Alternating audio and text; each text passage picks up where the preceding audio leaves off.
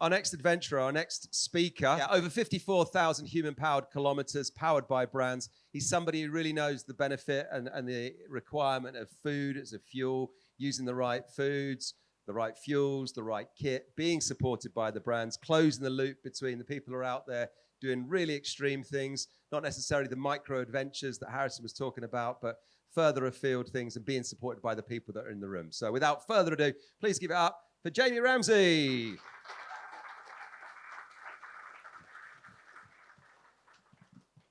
Good evening, everyone. Very, very pleased to be here tonight. Very excited to be sharing a decade of adventuring with you. When I was sitting down to think about what I was going to talk about, I looked at the website and looked at all the brands that are here and the retailers that are here, and thought back to, would I have been able to achieve what I've achieved in the last 10 years if it hadn't been for all the support, help, free kit, that has been given to me by brands. And I went through all the adventures and I was like, wow, literally every single adventure I've done has been because I've been given support by brands and retailers. So I've wrapped it up, and tonight we will go through a decade. I never really know how to introduce myself. So in the world of AI, I went on to ChatGPT and said, describe Jamie Ramsay in 25 words. And this is apparently who I am. I'm an adventurer, author, and motivational speaker, known for his epic endurance challenges, inspiring others with his determination and resilience.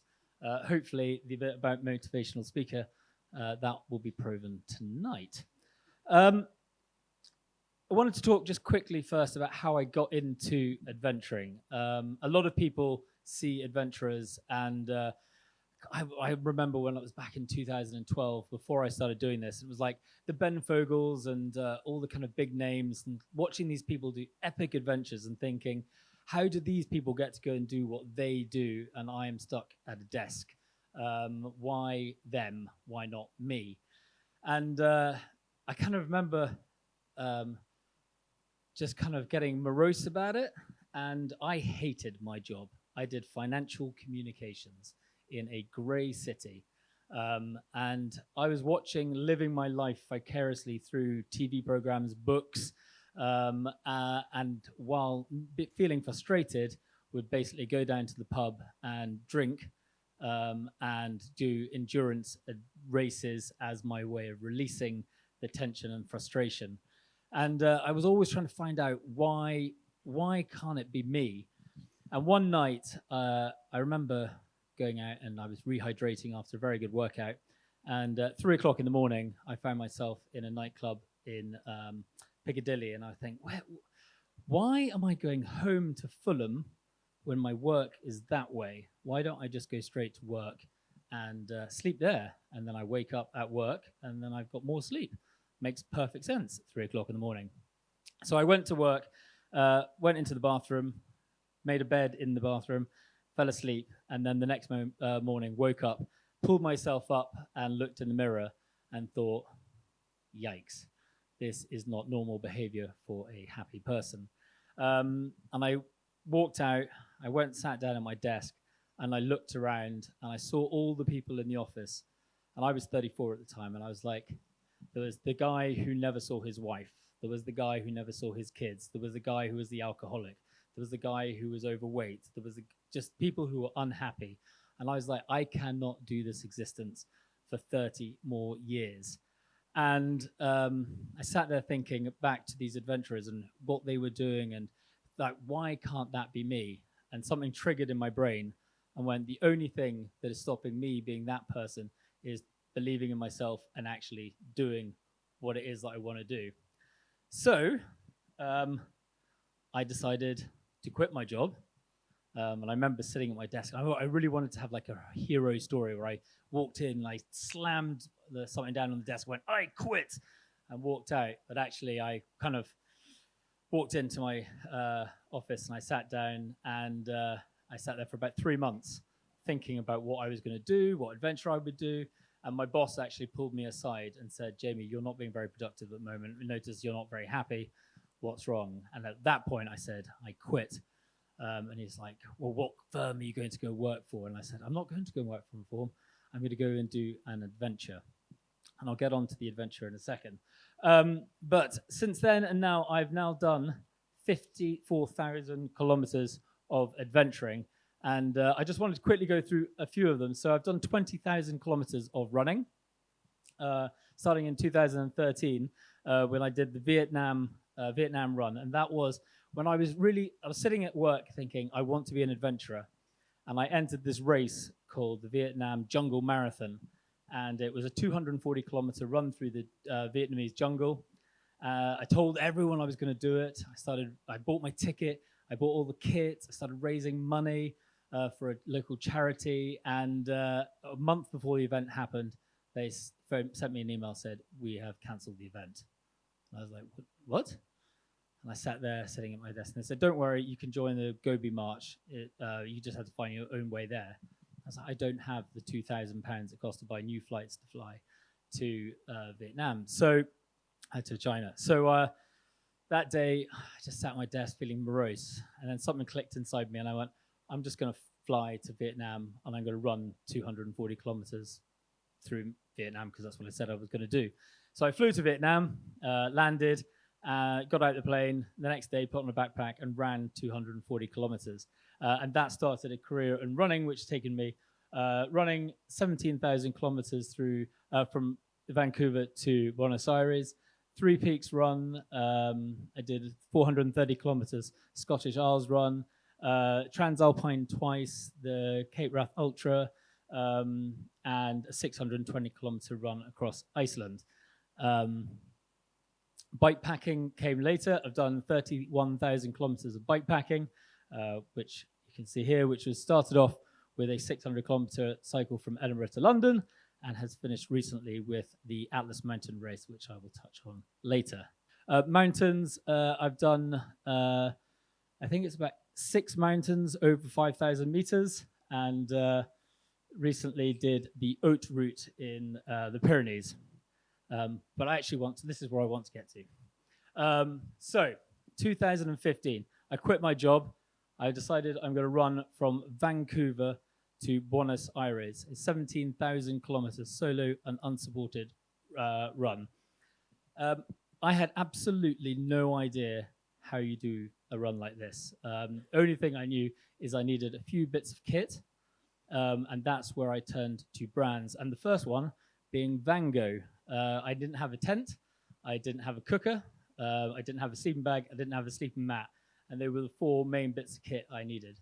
So I wrote an email to the PR team at Vango and said, hi, my name's Jamie. I've never done anything. I'm going to run from Canada to Argentina solo and unsupported. And I expected to hear absolutely nothing. I got an email almost immediately back saying, this sounds like an amazing thing to do. They loved the fact that I was doing it for charity. The charities being Calm, which was a male suicide charity, Macmillan, which was a cancer charity, and Water Aid, a water charity. And they just sent me an email saying, what do you need? And we will send you everything. And a massive box turned up with everything I needed for camping for this run. The next thing I needed was a baby stroller. So I wrote to Thule, again, same email, and a couple of weeks later at my office, a massive baby stroller turned up. And that set up my kit for the race. I also reached out to Carrymore, Power Traveler, 1,000-mile socks. Microsoft came on board with some cash to help me get started. And they all supported a run that ended up looking like. So I started off in Vancouver, ran down the west coast of the USA into Baja, California, across Baja, California into Mexico, down through Mexico and Central America, down to Panama. I navigated my way around the Darien Gap through Colombia, Ecuador, Peru, Chile, and then over the through the Atacama Desert, over the Andes, and down through to Buenos Aires. So it was 17,000 kilometers, 14 countries. I did it in 367 days, averaged 46 kilometers a day running, pushing a baby stroller, which weight varied from 30 kilos to about 50 kilos, depending on how far the distance was without water or anything like that. The main obstacles, I would say, would be the Darien Gap was a tricky one to get round. Obviously, when you have a baby stroller, you can't push it through a jungle. The Atacama Desert, the Sechura Desert, and the Andes. All of them presented slight challenges. The Atacama Desert, the Darien Gap, arrived at that, and I tried very hard to navigate my way round through the coastal routes. In the end, I had to fly across to Colombia and then get a motorboat across to mainland Colombia and then run down. The Sechura Desert was probably the most scared I've ever been on an adventure. The Sechura Desert is a 200 kilometer stretch of desert in the north of Peru. I remember when I arrived there, just before I arrived, I got an email from some cyclists saying, do not cross the Sechura Desert. We got held up by banditos. They had guns and they shot at us and we lost everything. I turned up with a baby stroller by myself. And as you leave the town, I had all these little kids coming up to me and just going, you can't go out there. And they started running their fingers across their throats. Then ladies were coming up to me in the street going, this is very bad, you should not go out there. I arrived at a checkpoint and the police came up to me and said, no, it's absolutely fine. You can run out into this desert and nothing will be wrong. I was like, excellent. See, all this worry for nothing. And then I started running out, and I remember thinking, it's the first time on an adventure I was thinking, this is incredibly selfish what I'm doing. I don't mind what happens to me, but my mum, my dad, my sister, my brother, they're going to be left with having to deal with what is my choice. I remember going, but it's okay. The police have told me that I'm going to be fine. So I started on running, and about 20 kilometers later, a police car turns up and goes, on second thoughts, we probably don't think this is a very good idea. We'll give you a police escort. So they followed, they kind of came on next to me and followed me. And the first day, they would just overtake, and then they'd stop, and they'd wait for me to catch up. And they'd say, come on, can you keep going? Can you keep going? I think the first day we did 69 kilometers. And they got to a petrol station and said, you will sleep here. We will be back at 7 o'clock tomorrow morning. And then we carry on. True to their word, 7 a.m., they were there. We started running. Running. And halfway through the day, halfway through the desert, and they just went, really sorry, that's the end of our jurisdiction now. And they just turned around and left. And I'm like in the middle of a desert going, wait a minute, you told me that this was dangerous and I needed a police escort. Luckily, made it to the end with a fellow cyclist who turned up and managed to make it at the end. But this is what the kit looked like. Anyone from Van Gogh will recognize this tent. The wonderful thing about this tent was I could get my full running stroller, take off the handlebars, the bags, the front wheel, slip it into the front porch, enter through the side porch, and I could be completely concealed inside the tent when no one would see me at night. So that was running the Americas. If anyone's got any questions about any adventures, can you just ask me as we go through? Anyone got any questions about running the Americas? Sleeping in that at night, are you ever scared or nervous? Like you're in the middle of nowhere in a tent. Does the brain not start going, what the hell am I doing? Well, I shouldn't be here. I'm still scared in a tent. I'm one of these people that if I'm like bike packing or anything, anywhere in the world, I get into my tent, lie down, and any noise I hear, I still am full of fear that someone's going to come in, they're going to steal everything. Normally when I'm bike packing now, I tie a little rope around the front wheel of my bike and then attach it to my wrist. So if anyone pulls my bike, my arm goes with it. So yeah, I am still a very bad, even though I've done probably in total over 2.5 years in a tent in the last decade. But that said, when I got back from this adventure, I couldn't sleep in a bed. I found it really hard. So my girlfriend would be in bed and I'd have to sleep on the floor next to the bed just so I could get a good night's sleep.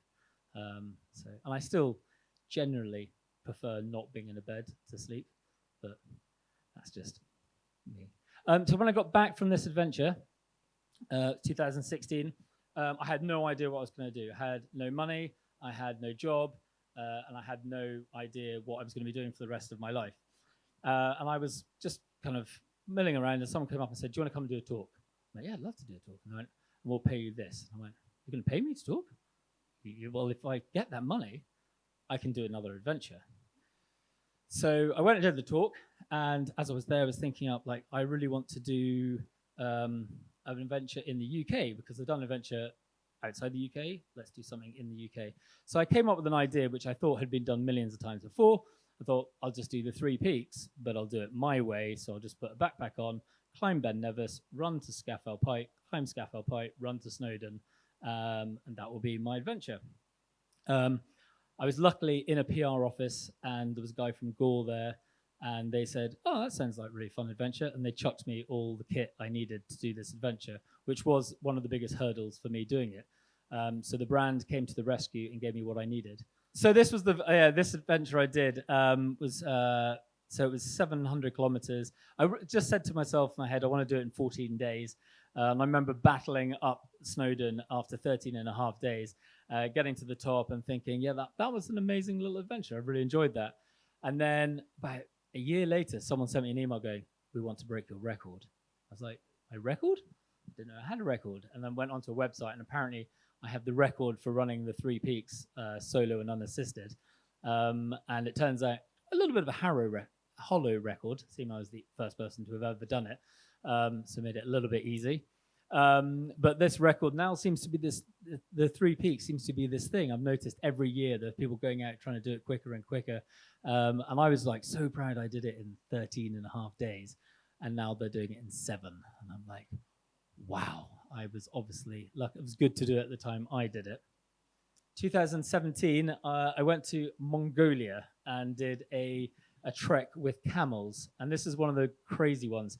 Literally sitting at home at my parents' house, get a Facebook message from a girl called Angela saying, "Do you want to come to Mongolia and hike with camels?" I was just sitting there going, I could take a call about this. So did a Facebook message thing. And she explained that there was a guy called Carl Bushby. Does anyone know Carl Bushby? All of you should look up Carl Bushby. He is insane. This guy is 20 years into an adventure. He's from Hull. He went to Ushuaia and with the one aim to walk all the way back to Hull without taking any other form of transport. He went up through South America, across the Darien Gap, got arrested, went all the way up to the Bering Strait. He crossed the Bering Strait on foot by jumping into the water, swimming between icebergs, climbing up.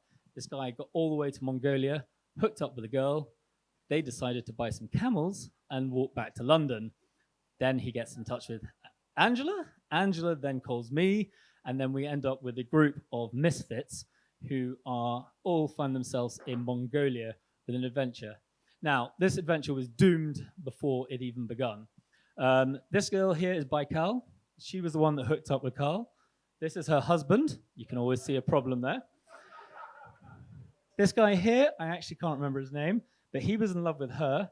She told him that she couldn't be with him because she had a boyfriend. I turned up. We got together. He got really annoyed with that, so he didn't come on the adventure. She was with him, but she was a feminist, so she didn't like any guy doing anything for her. That caused a lot of problems. So of this, he finished the bit, well, he got to the point where it ended with her, me, and him, and everyone else had left. So it was the most doomed and disastrous expedition I've ever been on, but I have to say it's been one of the most fun. If you get to go on an adventure with these guys, absolutely amazing. We had 10 camels. I turned up. Day 1, Carl says to me, "I think we should buy a map." I was like, "Sorry, I've just got a Mongolian visa, flown to Mongolia. You don't have a map." Found out that no one had ever worked with livestock before. I was the only person that had ever had horses. So we basically had to learn how to deal with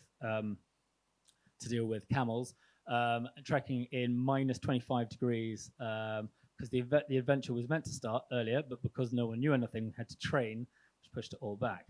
But if anyone gets an opportunity to go to Mongolia, I would say it's the most amazing place to go. The hospitality of people there is incredible. We would turn up to people's yurts, knock on the door and say, "Can we come in?" And they'd say yes. We'd come in, they'd cook us dinner, we'd sleep on their floor, we'd get up the next day, we'd leave. One of the guys got injured. We turned up to a hotel, said, "Is it okay if we park our 10 camels in your car park for a week?" And they were like, "Yep, that's absolutely fine." And we took over the whole car park. It was just the most amazing place. And the absolute best is there are no trees. So if you want to have a fire, which you need every night, you either have to pick up dung and burn that, or you have to do the road walk, which you do, and it's awesome. You're basically walking down the road trying to find bits of wood that have fallen off trucks, and that will be your firewood. But as you're doing it, cars will just screech to the halt. 4 or 5 guys will get out with a bottle of vodka and a whole bunch of cups. They'll stop, they'll hand the cups around, pour vodka around all the cups, put their finger in, flick to the stars, flick to the ground, flick to the air. Everyone does a shot of vodka. They jump back in the car, drive off. And you're like, what? This will happen 3 or 4 times during the day. So you get back to camp that night. You're absolutely hammered. And then you have to put all the firework aside. This is a Van Gogh tent, which helped me survive. If it hadn't been for this tent. One of the wonderful things camping in Mongolia is it's so cold, minus 25. You wake up in the morning and you're in the tent. You stick on your head torch. Everything glistens. Absolutely beautiful. As soon as you move, everything melts and then gets wet. So you have to lie in bed and go 5, 4, 3, 2, 1, and get out of your tent steam bag as quickly as possible. Chuck it out the door so it freezes again. Then you want to wrap it up so it stays frozen, and then you keep it frozen all day so you can get back in at night into a frozen tent. It's the only way it seemed to work where we wouldn't get frozen at night. 2018, Cape Wrath Ultra. This was, I was working with Gore at the time, and they said, we've got a race, we want you to race it. Will you go and do 400 kilometers from Fort William to Cape Wrath? I was like, this is a hike I've always wanted to do. Racing it will be amazing. So this story turns out to be, in my head, my greatest and most stupid moment of my running career. I turned up, not knowing really, I'd done one multi-day stage race in my life, turned up, and on day 1, I found out what fell runners were. Completely different breed from trail runners, I found. On day 1, I managed to finish in 3rd place. The 2 guys who were above me were fell runners, and every time we got to anything that had a bend in the road like that, they would go straight down the middle, and I would be running around. So I managed to keep with these guys for 4 days, so about 200 kilometers. On the end of the 4th day, I went over on my left ankle and got back to the camp that night, and I was literally was walking like this going, oh my God, I cannot walk. But I looked at the leaderboard and I was still in 3rd place. And I was like, oh, damn. Do I quit or do I continue? So I woke up next morning, could not walk, could not run. I was walking along, stumbling, everyone overtaking me, and everyone coming past going, oh my God, it's so sad to see. And it's like, yes, I know. But being Scottish, I found a pub, and I went into the pub. I ordered a pint and a pack of scampi fries, and I sat there eating the scampi fries going, this is not how this ends. And I left, and I ran along going, has anyone got painkillers? Has anyone got painkillers? And it's amazing what painkillers people carry on a trail running race. Tramadol, I was like, whoa, not there yet. Managed to find diclofenac and cocodamol from a doctor who was running. Took that, finished the day 5, found his tent that night, and just walked in and went, I want a full course of cocodamol and diclofenac for the rest of this week. And he just went, all right, here you go. Gave me all this medicine. Every day I would take it. I'd get to the start line like this, and then I'd run all day. And I managed to somehow finish the Cape Wrath Ultra in 3rd place, which I was amazingly proud of until the next day when all the adrenaline and painkillers had left my body. And I looked down at my leg, and the cuts on my front of my shin were oozing orange. And I was like, oh, crap. I remember getting back to my sister's that night, and I was like, I think I need to go to Boots and get a plaster. So I went to Boots, and they looked at my leg and went, yeah, you don't need a plaster. You need to go to the walk-in clinic. I was like, okay, fine. So I went to the walk-in clinic, and they went, oh, no, man. You need to go and see a doctor. I was like, oh, Christ. So I went to a doctor, and they went, oh, no, you need to go to hospital. I was like, for Christ's sake, it's a lot of walking for someone who can't walk.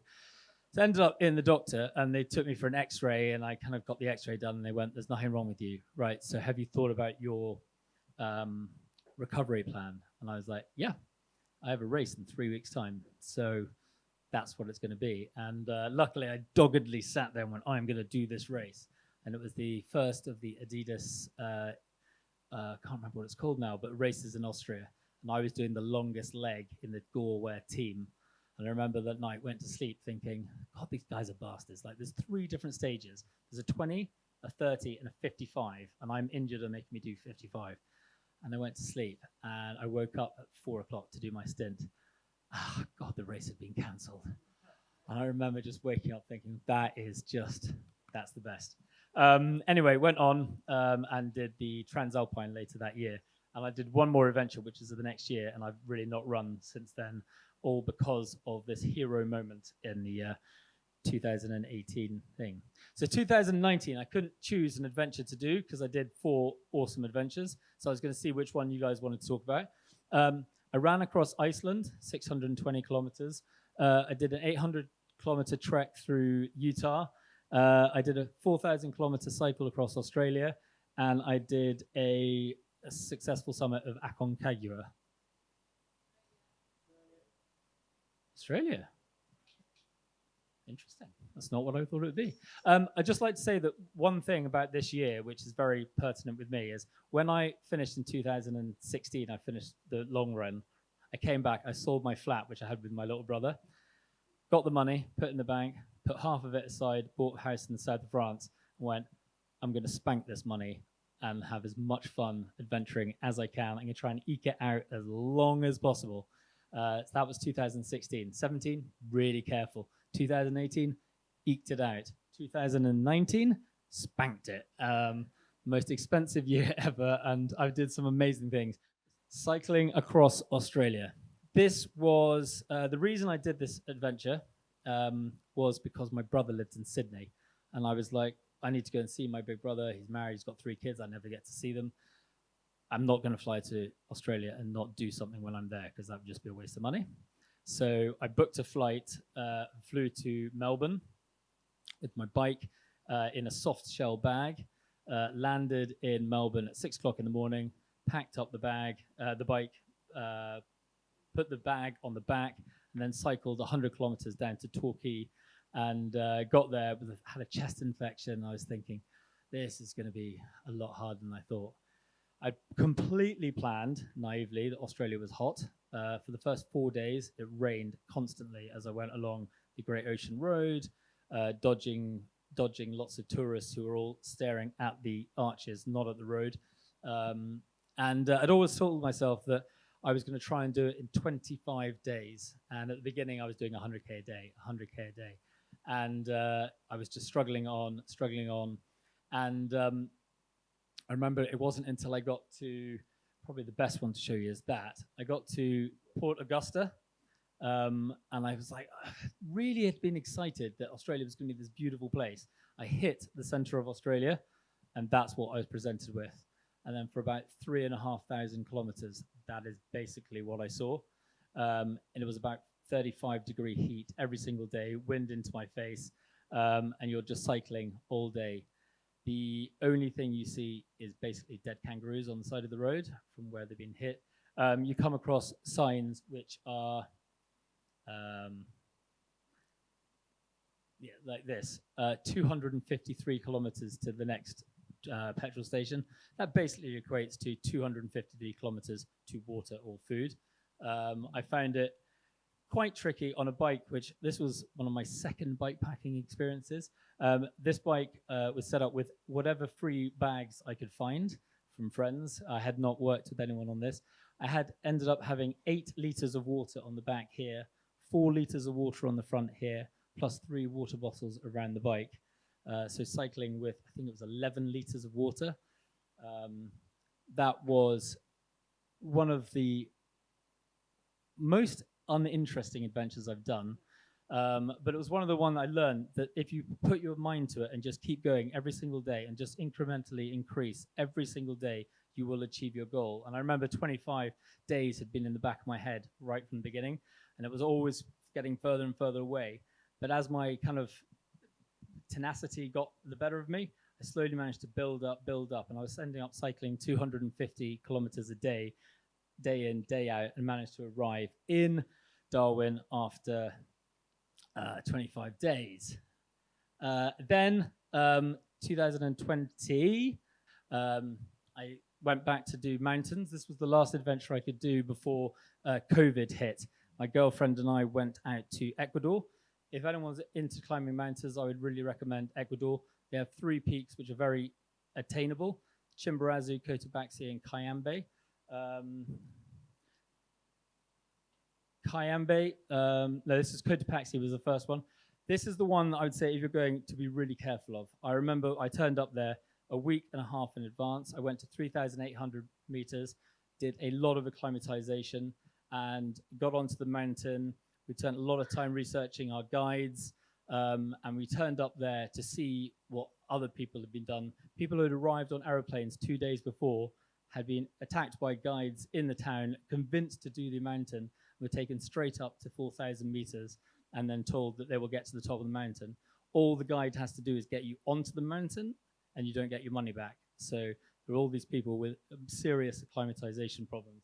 I remember just after going around this corner, we got to a place where there was a guy just standing alone on the mountain with nothing, and we asked him what he was doing, and he said, the other guy, I've got altitude sickness, but the other guy wanted to go to the summit, so his guide left him on the side of the mountain and then decided to go off to the top, left him there. So we walked up, we had to offload all our food, extra jackets to him, and then go down. And I was like, wow, this is quite cowboy.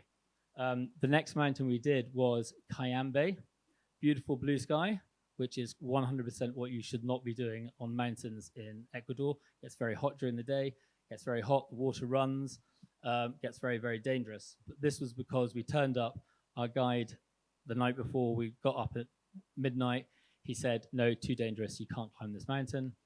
And the next morning he said, well, fine, we'll wait another night. And he goes, oh, no, I don't want to do that. Let's just go and do it now.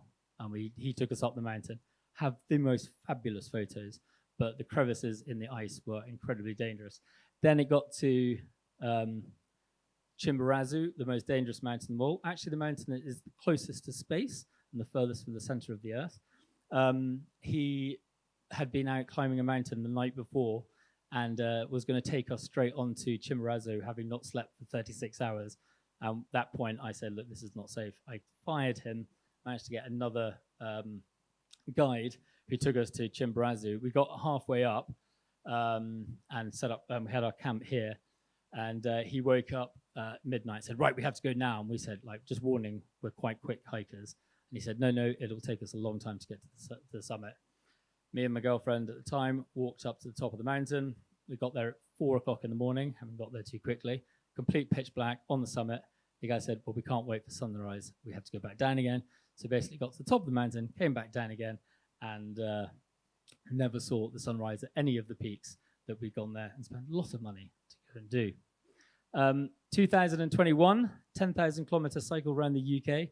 This was going to be the most epic adventure ever. I got approached by Whole Earth Peanut Butter to cycle to Tokyo for the Olympics. They sold it to me that we were going to cycle all the way across Russia. I was going to get to Japan. I was going to do a speech to the GB athletes. And I was super stoked about this. Then COVID hit and the whole thing got cancelled. 2021, it got cancelled again. And they were determined that we were going to do something. So it was going to hold the whole way to Tokyo. Some clever person in the PR agency changed it to the whole way to Stokio. So started in London and did a 10,000 kilometer cycle around the UK in 80 days, which is what it was meant to take to get to Tokyo. This was a weird one for me with working with brands. It's the first adventure I haven't really enjoyed. And it was because, one, I was getting paid to do it, which is the first time and the only time I've ever been paid to do an adventure. And the second time was because they set the parameters of the adventure. It was 10,000 kilometers in 80 days. And in my head, I can't compute that because I either want to be told how quickly can you do 10,000 kilometers or how many kilometers can you do in 80 days. Being set a target didn't really work for me. I just woke up every morning. I was like, I know I can cycle 120 kilometers. This is not going to be difficult. And I really got kind of closed down in my head. I didn't enjoy it. I got cut off from all my family. I didn't really speak to anyone. I just sat on my bike, got a little bit depressed about the whole thing. So it wasn't the greatest adventure lap, but I do have the best photo I've ever got of one of my tents. my MSR Hubba Hubba, which I'm sorry, Vanguard, but this is possibly my favorite tent for this kind of adventure. But this, I woke up, I'd been chilling in my tent and had a beer at the end of the day and woke up and found this guy just walking around my tent. And I was like, oh my Lord. Luckily, his owners arrived as well. So it wasn't too crazy. And the other great thing was because I was working for Whole Earth Peanut Butter, one of the things was how many different ways could I eat peanut butter while cycling around the UK? And I have to say I got quite creative. Deep fried Mars bar and peanut butter, very good. Deep fried haggis, very good. Welsh cakes, very good. But the absolute best is if you get a M&S Percy Pig, then you smother peanut butter, then another Percy Pig and eat it as a sandwich. Amazing. Then if you go home, you get that, then you dip it in dark chocolate and then sprinkle some salt on top. That is a snack. So if you're going to do something with peanut butter, that is what I would suggest. 2022, cycling across the USA. I just put this picture up because it's the thinnest I've ever been. So just like to remind myself that I can get down to that weight if I cycle 7,000 kilometers across America. That's how to get in shape. This was actually a reaction to a car crash in the Peak District. I was not far from here. I pulled out of a turning and this car came flying across and I just touched it and it kind of skimmed off to the side of the road. And I remember thinking, oh my God. Then this guy jumped out the car and I was like, oh my God, he's okay. And he ran around to the other side of his car and he got his pregnant wife out of the car. And I was so shook up by that. He was saying I'm absolutely fine. She's absolutely fine. Like literally, we couldn't work out whose fault it was. He'd come over a barrier quite quickly. I'd literally gone less than a meter out from the side. They were absolutely fine. Baby, all beautiful story. But I went back that night and I was super shook up by the whole thing. And my way of dealing with things that are negative is to do an adventure. So I went online and I booked a ticket from New York to San Francisco. I didn't know what I was doing. And then a couple of weeks later, I decided, right, I'm just going to cycle it. So basically got a bike, jumped on the plane, flew to New York, and then did a 7,000 kilometer cycle across America. And it's one of those ones I spent ages plotting the trip, and it was amazing. I was going all these wonderful places up kind of the northern part of America. And I went to my dad's the day before the flight, and we were drinking rosé. And he said, oh, can I see your route? And he went, oh, no, that's not where you want to go. You need to go to Mississippi, and you need to go here. So that two of us sat down, and we redid the whole route the night before I left. So I ended up going from New York to northern upstate New York, all the way down to Mississippi, Alabama, then all the way back up to Colorado, and then across, and then down to San Francisco. And I have to say that the photo that probably sums it up the most is this one. It was incredibly hot. I ate a lot of ice cream, and I think I had, as you can see here, I think I had something like 16 punches in the first 10 days, 15 days. I was trying really hard to be a gravel rider. I'd never done it before. So I bought pink gravel tires and then spent the whole time on asphalt, just picking up metal the whole way, getting puncture after puncture after puncture. Then I bought some Schwalbe Marathon Plus. Never a puncture again. Best ride of my life. But this was basically how I felt.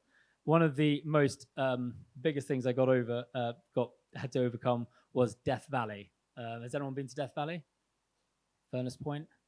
I'd been in Las Vegas. I'd cycled for 42 days. I arrived in Las Vegas, hadn't had a day off, got there. It had been 38 degrees, 39 degrees.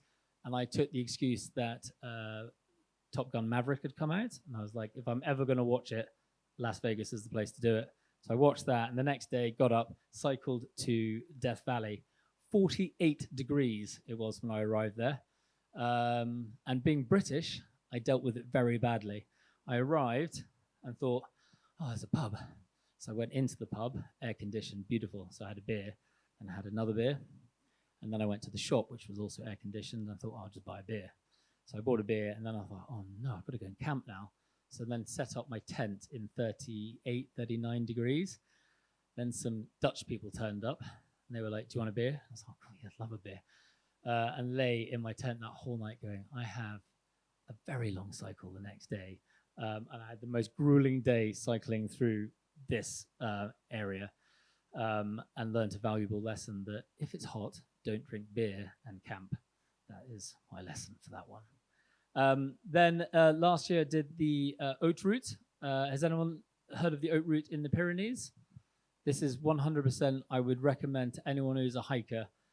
I spent a lot of my time and my adventures trying to fly as far as possible to do the most epic adventures.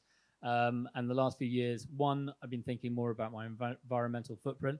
Two, thinking more about how much I can afford.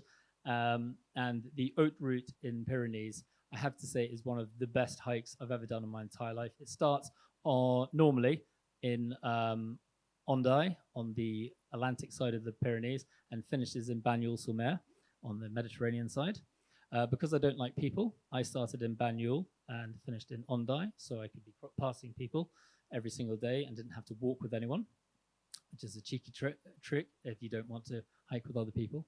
The trip is 739 kilometers, 50,000 meters of vertical ascent. If you look it up, it's a 45-day hike is the recommended.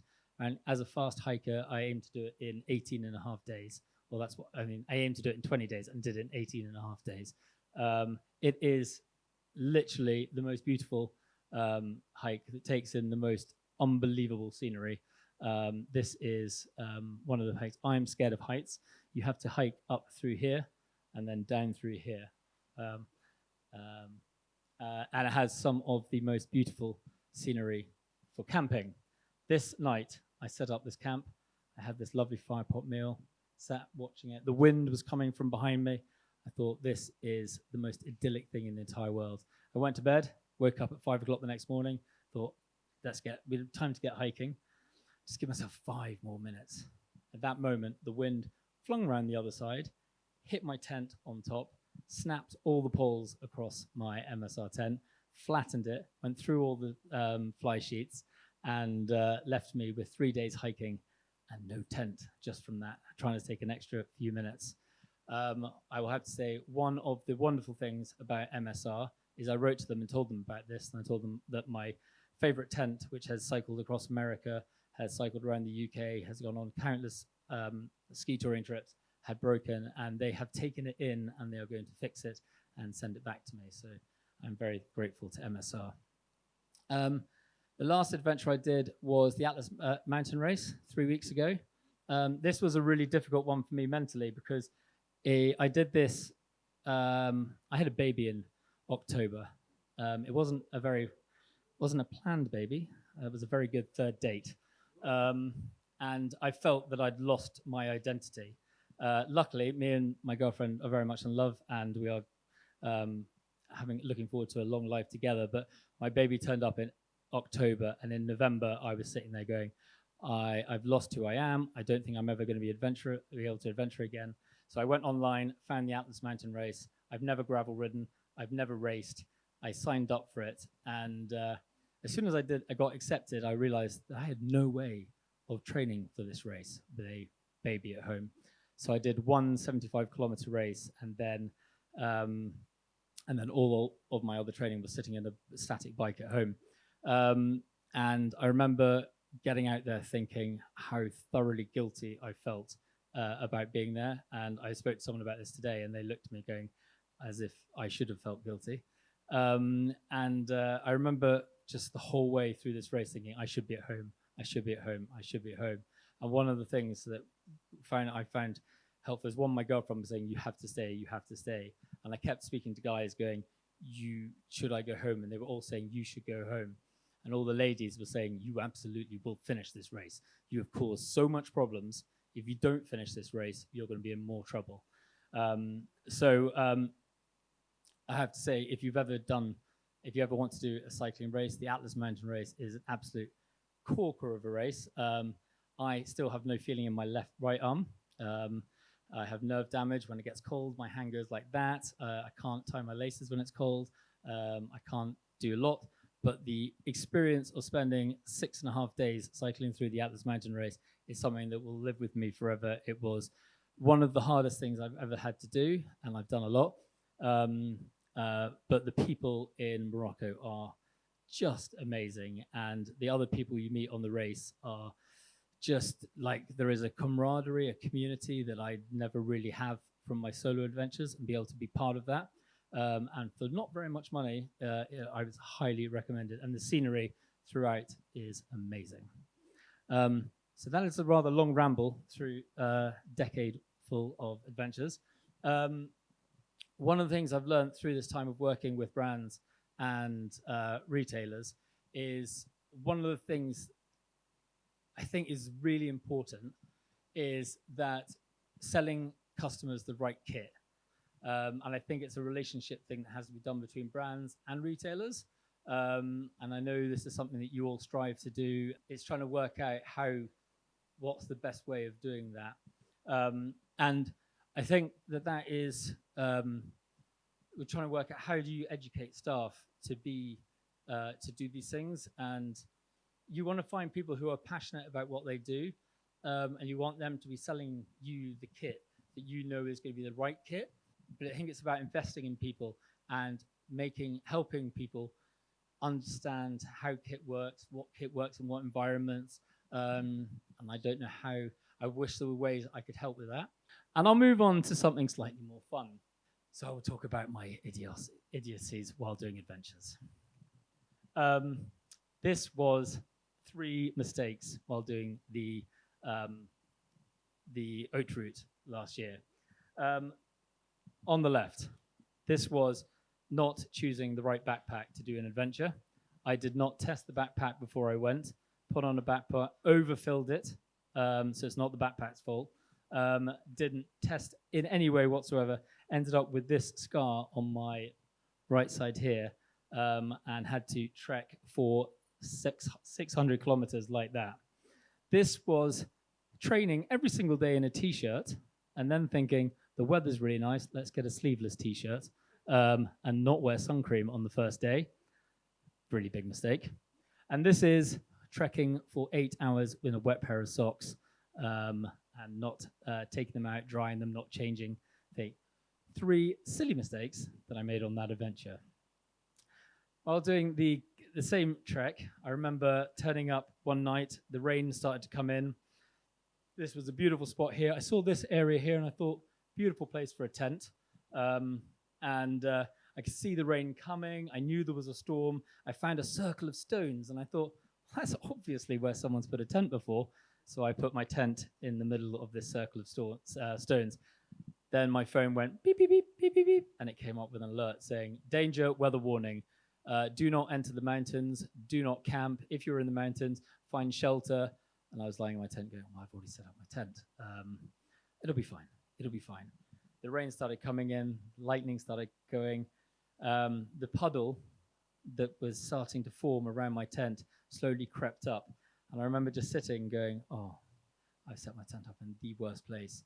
I then had to blow up my thermarest, and then get all my other kit on top of the thermarest, and then sit with myself on top with all the kit around me as the whole of the tent filled up with about that much of water.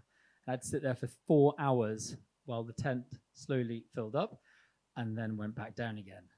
And that was all by just really stupidly not knowing how to set up a tent. Toasty feet in Mongolia, in a yurt. I don't know if anyone's stayed in a yurt. You have a lovely round tent. You have a stove in the middle. We all thought it would be really nice to have our sleeping mats around in a circle. We're all playing around. I lay down on my sleeping mat. I put my feet up. I went to sleep. About 1 o'clock in the morning, I remember waking up thinking, wow, it's warm. It's really warm in here. And then I looked down and I had slid slightly on my mat. The sleeping bag had stuck to the stove and then had started to melt up. And this was on the very first day of the adventure in Mongolia. And my feet, luckily, there was a very good sleeping bag which was not flammable. So literally pulled it off. All the down came out the bottom, knowing I then had another 30-something days in Mongolia with a sleeping bag, which was then stuck together with roofing tape. In America, raccoons, I did not know about bear boxes and putting food away. I was in California. I was having a whale of a time. I was basically living off bagels with peanut butter, jam, and that was basically what I was living on. So one night I put it all into my tent. I went and spoke to some guys, and they went, "Is that your tent over there?" I was like, "Yeah." Turned around, and there were 4 raccoons just sitting, eating all my food out of my tent. Went over, shooed them all away, thinking, what have they been eating? And found that they'd taken, of all the food I had, they took out those 3 ingredients, which I can only think they were trying to make a PBJ as well. That night, I got down into my tent, and I spent the whole night with the raccoons just running at my tent, full pelt into my tent, hoping that they would scare me away. But that was a harrowing night. So I just wanted these are all the brands I've worked with in the last decade. I just want to say a massive thank you to them. Without these brands, I would not be able to do what I do. I would not be able to continue with what I do. So yeah, has anyone got any questions? Please, someone have questions.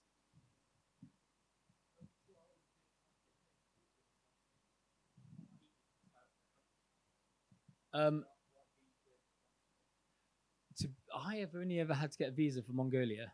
That's the only country. So the reason I did running from Canada to Argentina was when it first came up to my mind, I went, right, I'm going to go running for a year at least. So I need to do something long distance. So I've been watching A Long Way Round and A Long Way Down with Ewan McGregor. So I looked at going around the world, and I realized I didn't have enough money. I didn't have enough time. I wanted to do it solo. I wanted to go down through Africa, again, dangerous, money, all that kind of stuff. So when I did America, the reason that was I can get all the way from Canada to Argentina on a British passport. So I never had to deal with passports in any of these places. So I've been very lucky there. But that's because every time I do adventure, I want to do it on my own, and I want to be fully self-supported. I don't want to bring in teams to help. So I try and pick places that are exciting, that I don't have that kind of added extra burden.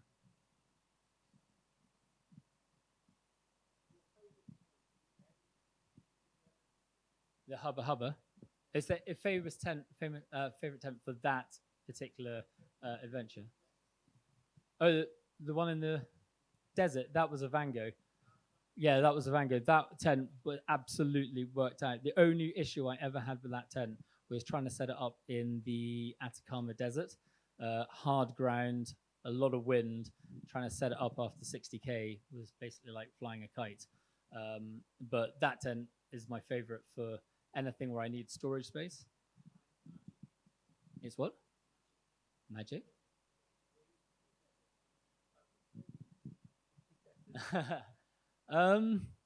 Yeah, no, you would be amazed at how much time I spend trying to hide myself when I set up my tent. I would basically run for extra miles and miles and miles until I found out if you find where people go to the loo, that's probably the most, the place that you can't see from the road the most. So yeah, there's a lot of camping next to poo. Any other questions? I'm doing the Ultra X race in September. This is another real. I shot myself in the foot with this one. I saw the race and I thought this is fantastic. The Jordan Ultra X. So I want to return to multi-day running. It's 220 kilometers, kind of a marathon a day. This is going to be amazing. I said to my girlfriend, "Can I do this?" She said, "Yes." You know, the baby will be a year old. I'm going to go off for a week afterwards. Beautiful. I put it in the diary, and then she walked up to me and goes, "You sure with those dates?" I was like, "Yeah, yeah." And she goes, "What's wrong with the dates?" And I was like, "Is that not it's fine? What's wrong?" She goes, "That's our child's first birthday." And I was like, luckily it's all been cleared, and we're going to do a birthday the week before. But yeah, so the Ultra X is going to be my next race.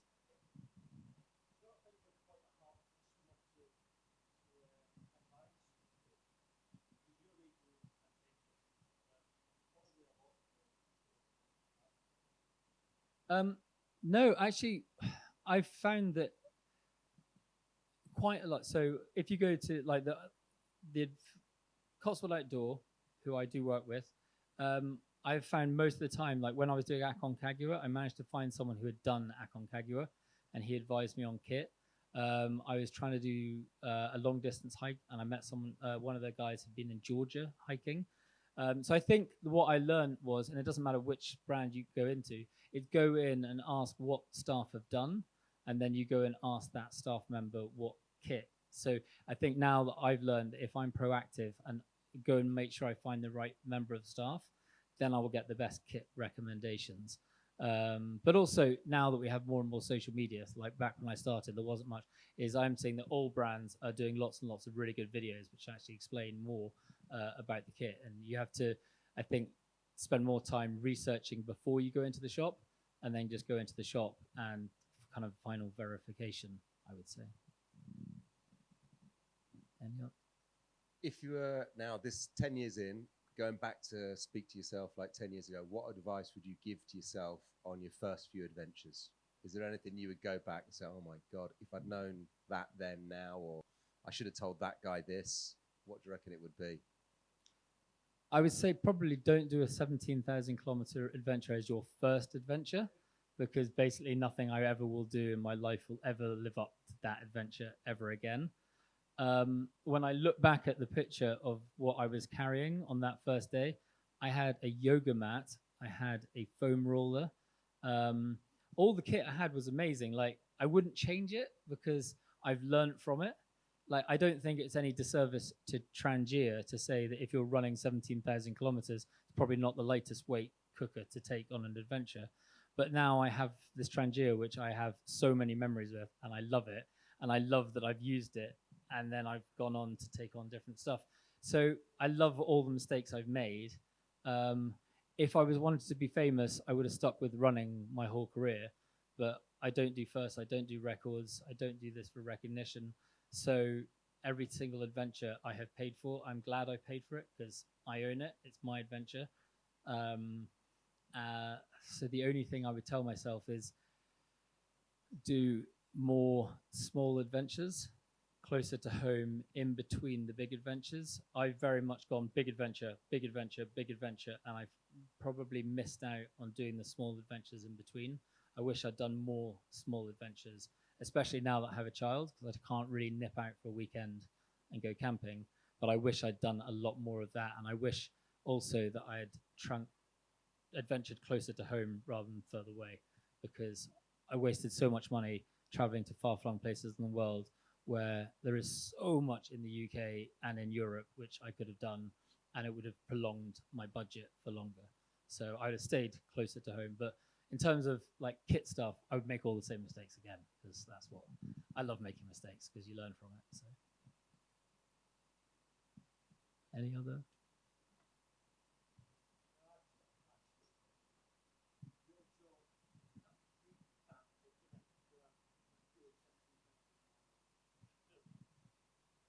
It was pretty bad. I was doing financial communications. Basically,